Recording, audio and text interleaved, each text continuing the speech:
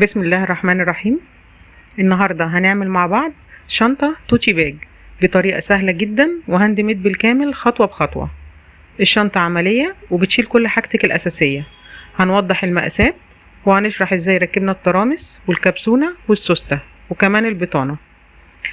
ده موديل تاني للشنطة التوتي باج، حبيت اوريهولكوا. هو اصغر شوية وكمان هنلاحظ ان الايد نصها جلد ونصها اكسسوار. تابعي معايا وهتشوفي قد ايه التنفيذ سهل وبسيط. اول حاجه زي ما احنا شايفين هبتدي اجهز الباترون. انا طبعا بستخدم المسطره الزاويه او المسطره حرف ال، دي بتظبط معايا طبعا المربع او المستطيل اللي انا برسمه.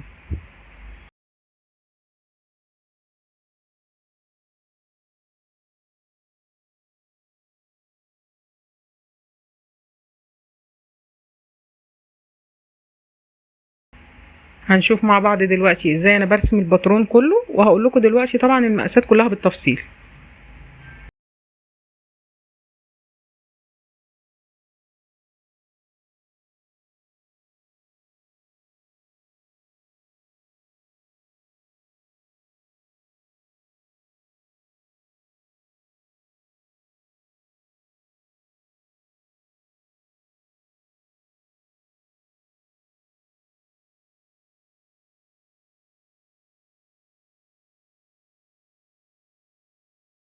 زي ما احنا شايفين انا كده رسمت المستطيل طوله 54 في عرض 35.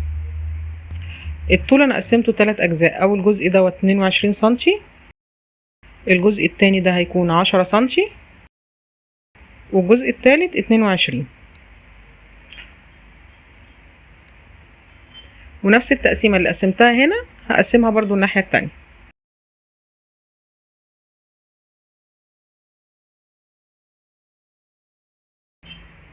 هبدأ ارسم المستطيلين دول في النص كده زي ما احنا شايفين، وهقول لكم دلوقتي المقاسات.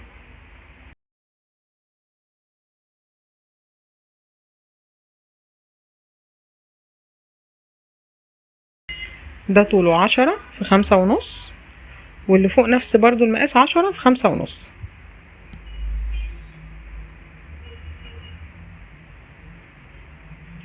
هبدأ اجيب المسطرة والقطر واقطع الباترون.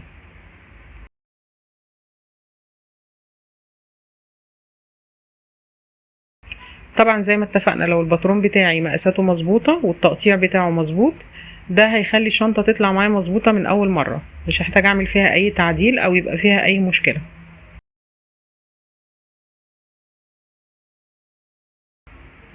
زي ما قلنا ده طوله 54 سنتي في عرض 35.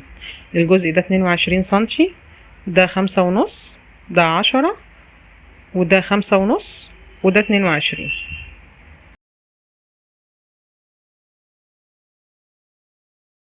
هنا انا بدأت اجيب قطعة الجلد بتاعتي.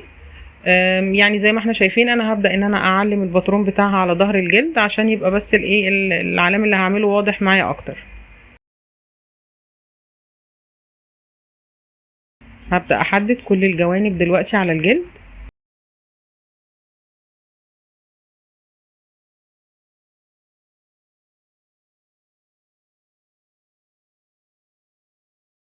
هجيب المسطرة والقطر وهبدأ اقطع الجلد بتاعي. طبعا المقاسات اللي احنا عاملينها دي بكل سهولة ممكن نغيرها على حسب حجم الشنطة اللي احنا عايزينها. عايزين الحجم الشنطة اكبر او اصغر، دي في ايدينا نقدر نتحكم فيها.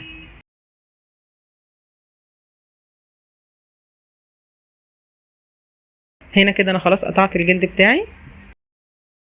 الشنطة اللي انا عاملاها النهاردة انا عاملة لها جيبين، جيب خارجي وجيب داخلي. انا دلوقتي بجهزه معاكم وهقول لكم دلوقتي مقاسات الجيوب بالتفصيل.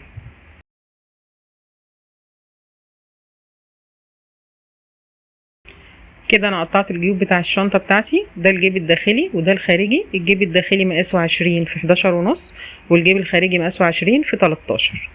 وده القلاب او اللسان اللي هقفل بيه الشنطة، طوله 13 في 6.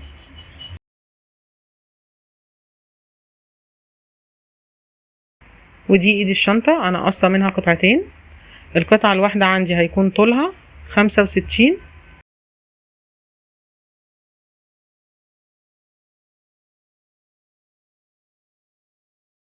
هبدأ اجيب بقى الشنطة بتاعتي وهبتدي على الظهر اغطيها كلها بالكل عشان الزق البطانة.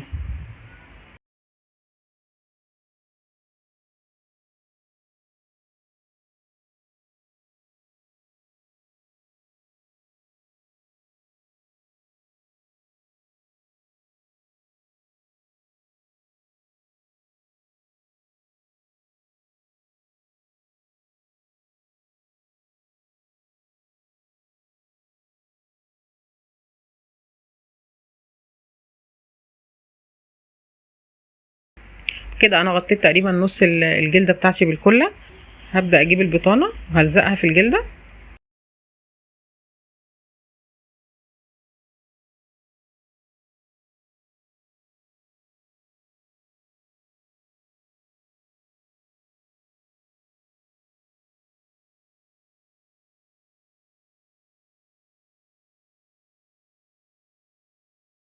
وهنا الجزء الباقي من الجلد هبتدي اغطيه برضو بالكل عشان اكمل لزق البطانة.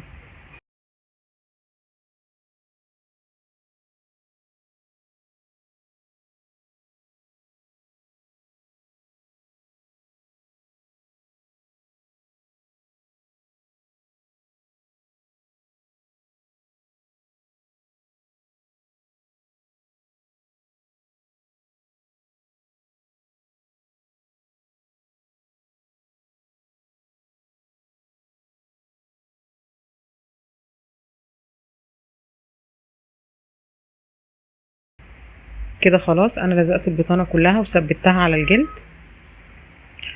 ده برضو الجزء اللي هو القلاب او اللسان اللي هقفل بيه الشنطة، برضو هحط على الظهر الكلة وهبتدي ان انا ابطنه.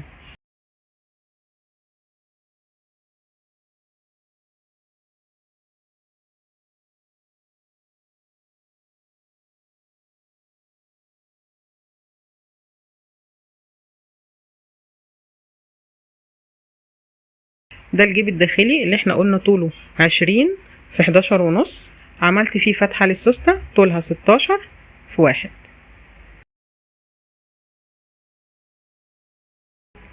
هجيب الكلة وهبتدي ألزق دوران السوستة بالكامل.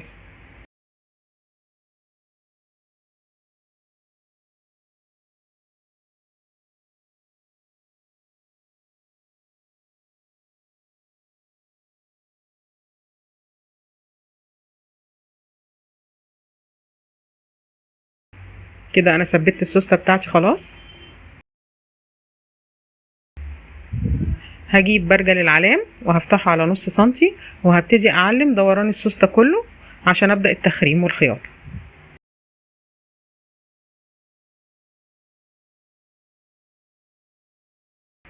هنا أنا جبت السنبك اللي هو ال6 سنون وهبدأ إن أنا أخرم الدوران بتاع السوستة كله. طبعا أنا لو إيدي مظبوطة على الخط اللي أنا عاملاه الخياطة هتطلع معايا مظبوطة وشكلها شيك قوي. هكمل تخريم باقي الدوران وهرجع لكم مرة تانية.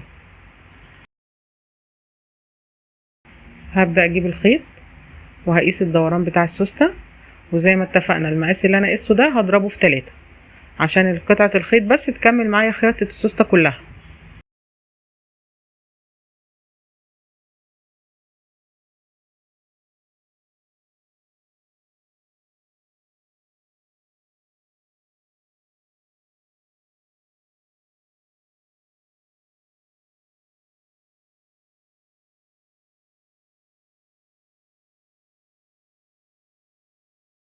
زي ما احنا شايفين انا طبعا بخيط بالابرتين والخياطة سهلة ما فيهاش اي مشكلة، وان شاء الله انا هعمل لكم فيديو منفصل هوضح فيه بالتفصيل طريقة الخياطة.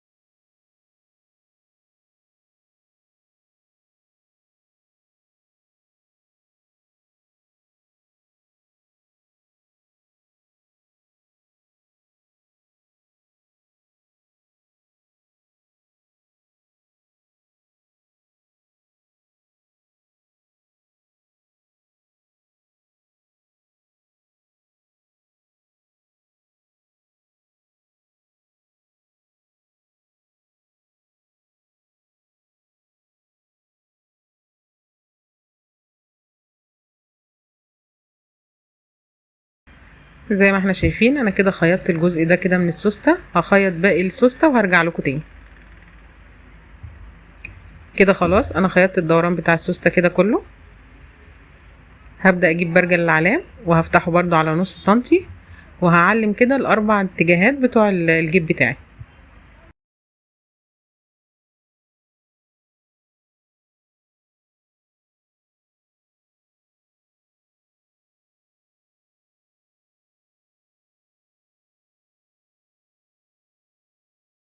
هبدأ اخرم الجيب.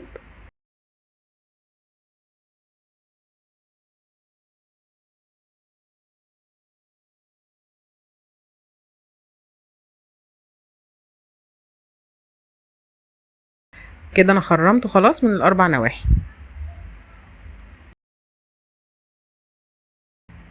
هنا زي ما احنا شايفين انا جبت البرجل وهبدأ ان انا اعلم الاجزاء اللي احنا شايفينها مع بعض دي كلها برضو عشان التخريم.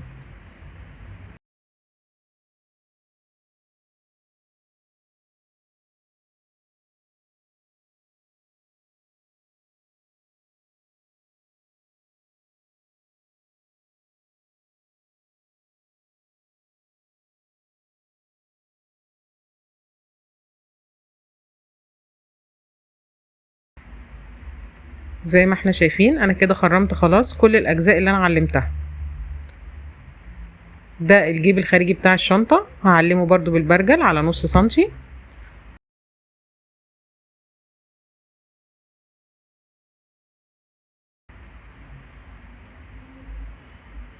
وهبدأ اخرم.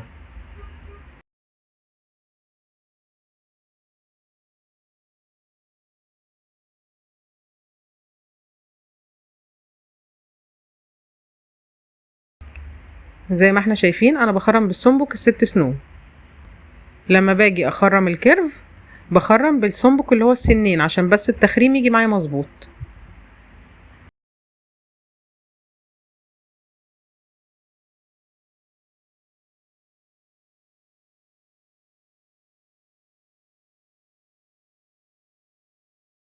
كده انا خلاص هكمل بس تخريم الجزء ده وهرجع لكم تاني. كده انا خرمت الجيب الخارجي من الثلاث اتجاهات، والجيب الداخلي خرمته من الاربع اتجاهات، ده الجيب الصغير. وهنا هخرم الجزء ده عشان ده اللي انا هركب فيه الجيبين مع بعض، وهنشوف دلوقتي هنركبهم ازاي. زي ما احنا شايفين الجيب الصغير اللي فيه السوستة ده هيبقى من جوه، والجيب التاني او الجيب الكبير ده اللي هيبقى من بره.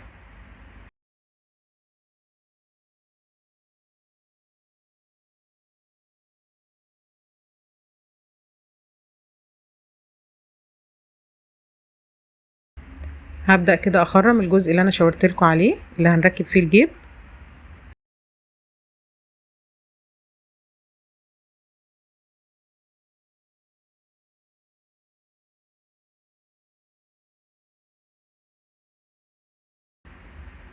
هكمل تخريم الجزء ده وارجع لكم. كده انا خلاص خرمت الشنطة بتاعتي، هبتدي اشاور لكم دلوقتي على الاجزاء اللي انا خرمتها. زي ما احنا شايفين كل اللي انا بشاور عليه ده خلاص انا خرمته.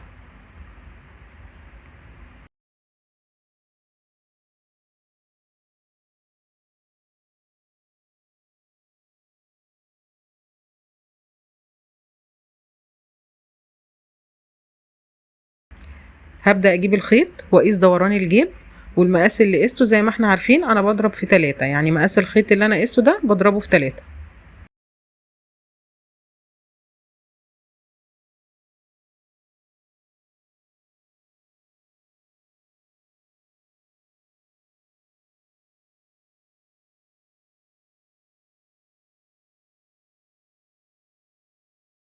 هجيب الجيب الكبير وهبدأ اخيطه في الشنطة.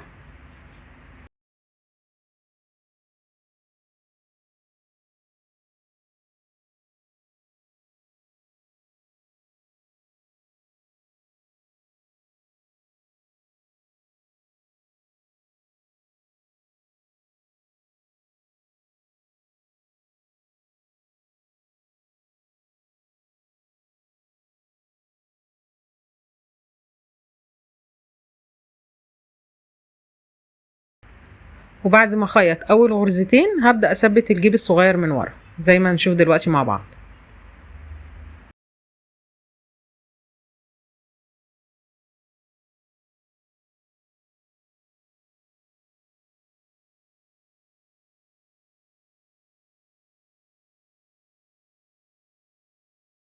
كده انا ثبت الجيب الصغير من ورا او من جوه الشنطة، وهبدأ بقى اخيط الجيبين مع بعض. طبعا موضوع جيوب الشنطة ده براحتنا، احنا ممكن نعمل جيب واحد بس من بره، ممكن نعمل جيب مثلا من جوه بس بتصميم او بشكل مختلف، ممكن ان احنا نعمل جيبين في الشنطة من بره. يعني دي كلها تصميمات او اشكال انتوا اللي بتختاروها وانتوا اللي بتحددوها. حتى مقاس الجيب انتوا ممكن تكبروه ممكن تصغروه عن كده، انا بس بديكوا الفكرة الاساسية، وانتوا بتكملوا بقى بناء على التصميم اللي يعجبكوا او ذوقكوا انتوا.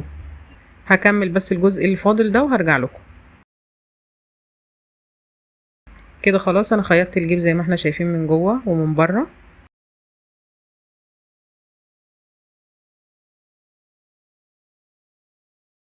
هبتدي بقى اجيب الجنبين على بعض وهخيطهم زي ما احنا شايفين. انا بس بحاول اوريكم الشكل هيبقى عامل ازاي.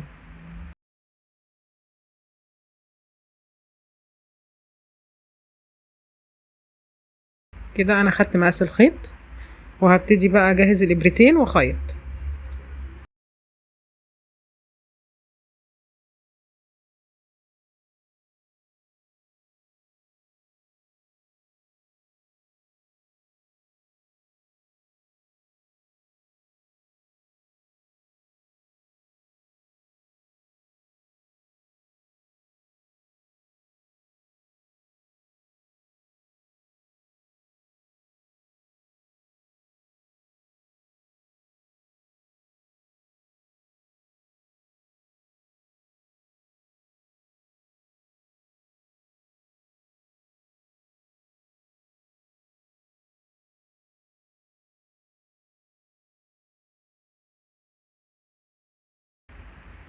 طبعا انا لو الباترون بتاعي مظبوط والتقطيع بتاعي مظبوط، القطر بتاعي حامي وانا بقطع الجلد، كل دي حاجات بتخلي المنتج النهائي او الشكل النهائي للشنطة يطلع معايا حلو وتطلع كمان مظبوطة. يعني محتاجش ان انا اعمل فيها تعديل او افك غرز او ان انا اعيد تقطيع مثلا جزء من الشنطة، مثلا اكون عاملاها اطول مثلا نص سنتي او ربع سنتي عن المقاس المظبوط بتاعي. كل الحاجات دي بتفرق معايا في شكل الشنطة النهائي.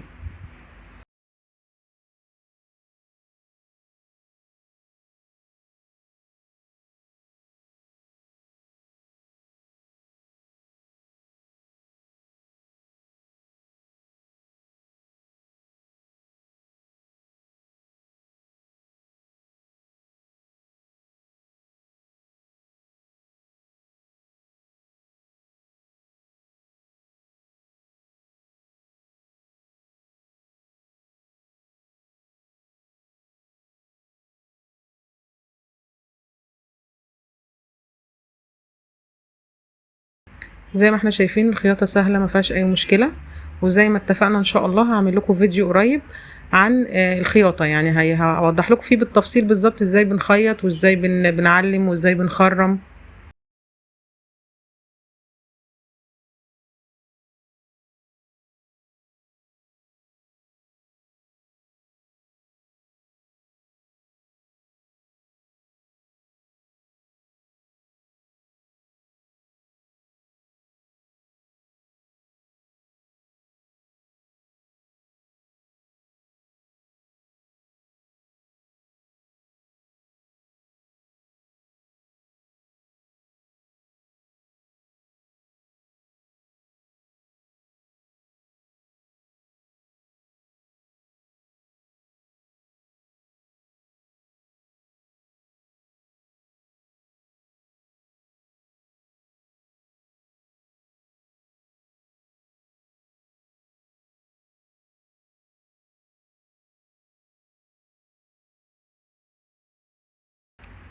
زي ما احنا شايفين كده انا خلصت الجنب ده،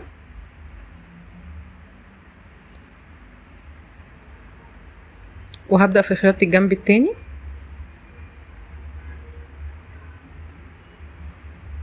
انا بس هوريكم بدايته يعني ازاي بنخيطه وخلاص، وهنقفله مع بعض بسرعة يعني عشان ما اطولش عليكم.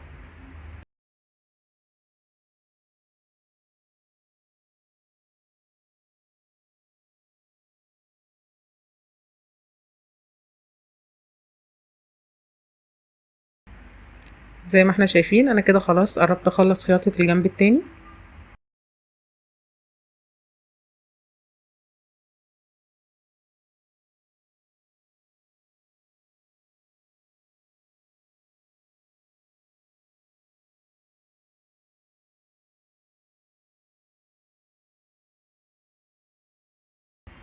كده انا خلصت الجزء ده خلاص.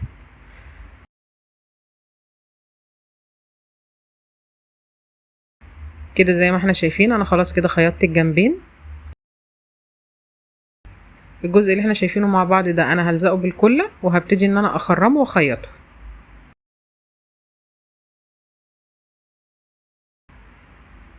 هنا انا كده الجنب الاولاني ده خلاص لزقته وهبتدي اخرمه.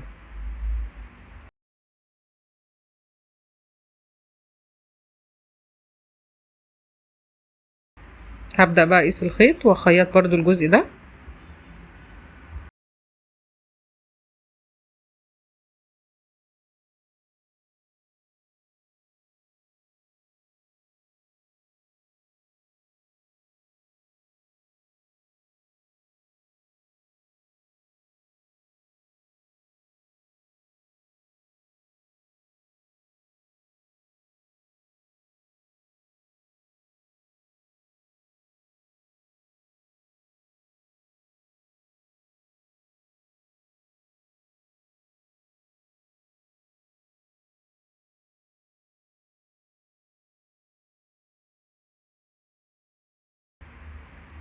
طبعا زي ما احنا عارفين انا كل الجلود اللي بشتغل بيها دي جلد طبيعي ومعظمها بيكون جلد بقري.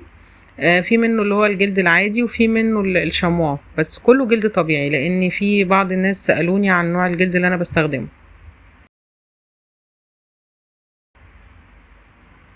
كده خلاص انا خيطت الجزء ده وخيطت برضو الجزء التاني اللي قصاده.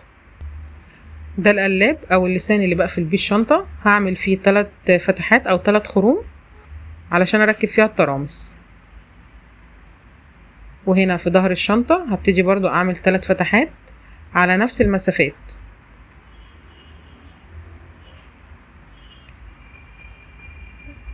دي الترامس اللي انا بركبها عبارة عن جزئين. الجزء اللي احنا شايفينه ده اللي عامل زي العمود ده اللي هركبه في الشنطة من جوه.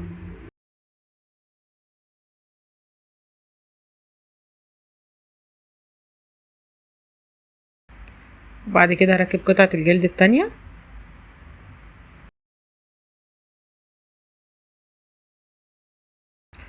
وده الجزء التاني اللي هو شكل البومبيه.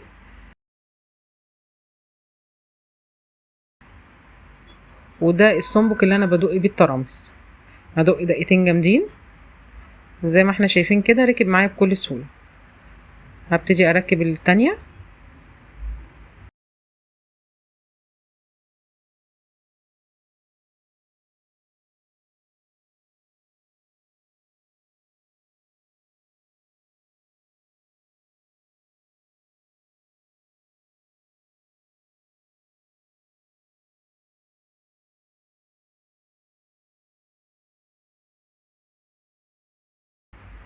كده انا خلاص ركبت ال3 ترامس بتوعي. هتلاقي ظهر لكم دلوقتي على الشاشة لينك الفيديو منفصل عن طريقة تركيب الترامس.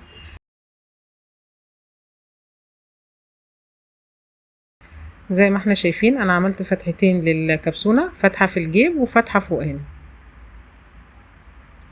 هبدأ في الفتحة اللي هي في اللسان دي ابتدي اركب الكبسونة. زي ما احنا شايفين الكبسونة اللي هركبها دي كبسونة تكتاك عبارة عن 4 اجزاء. هبدأ هنا بالجزئين الكبار زي ما احنا شايفين، يا رب بس يكونوا واضحين في الكاميرا. الجزء اللي هو عامل زي البومبي ده هركبه في وش الجلد، والجزء التاني ده هركبه في ظهر الجلد.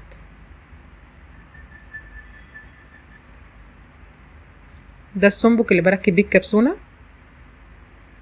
هثبته كده وهبتدي ادق عليه دقيقتين جامدين. خلاص كده ركبت معايا بكل سهولة.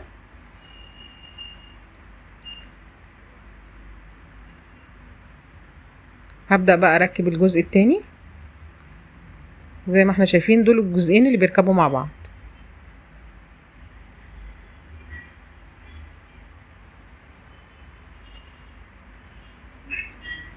انا حاطه لكم دلوقتي على الشاشه لينك لطريقه تركيب الكبسونه التيك تاك بالتفصيل، نقدر نرجع له وهنعرف بالظبط ازاي ركبناها بكل سهوله.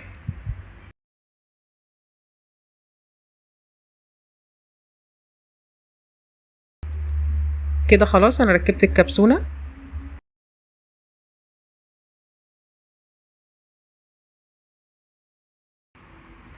بالنسبه لايد الشنطه انا عملت فتحتين زي ما احنا شايفين في كل طرف او خرمين، دول اللي انا هركب فيهم الترامس.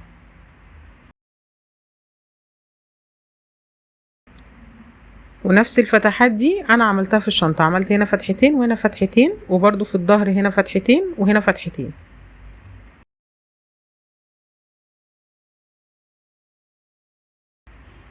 هبدأ اجيب الترامس واركبها.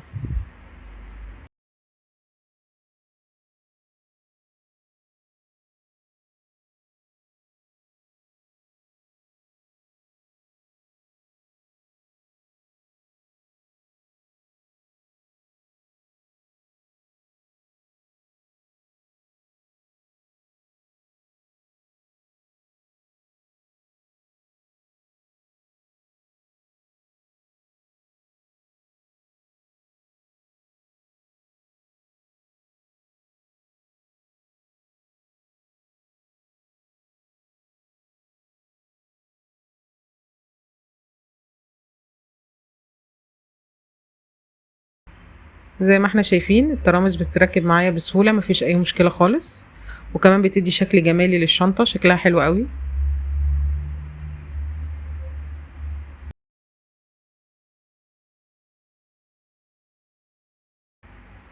اهم حاجة تابع معايا بس خطوة بخطوة عشان نشوف ركبناهم ازاي.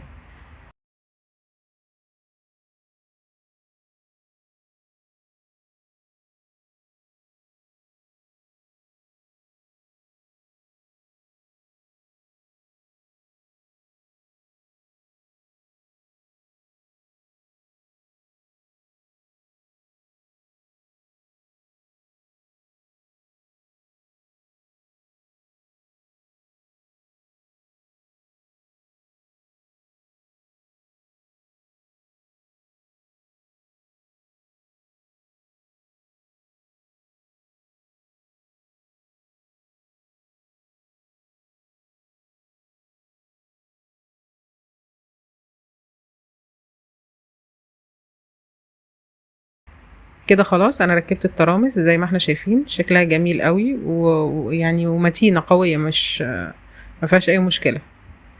كده خلاص انا خلصت الشنطة بتاعتي.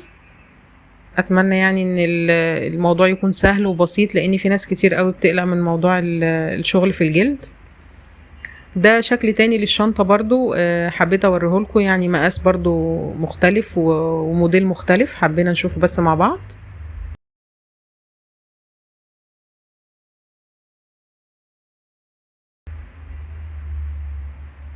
يا رب يكون الفيديو عجبك، ما تنسيش تشتركي في القناة وتفعلي الجرس عشان يوصلك كل جديد.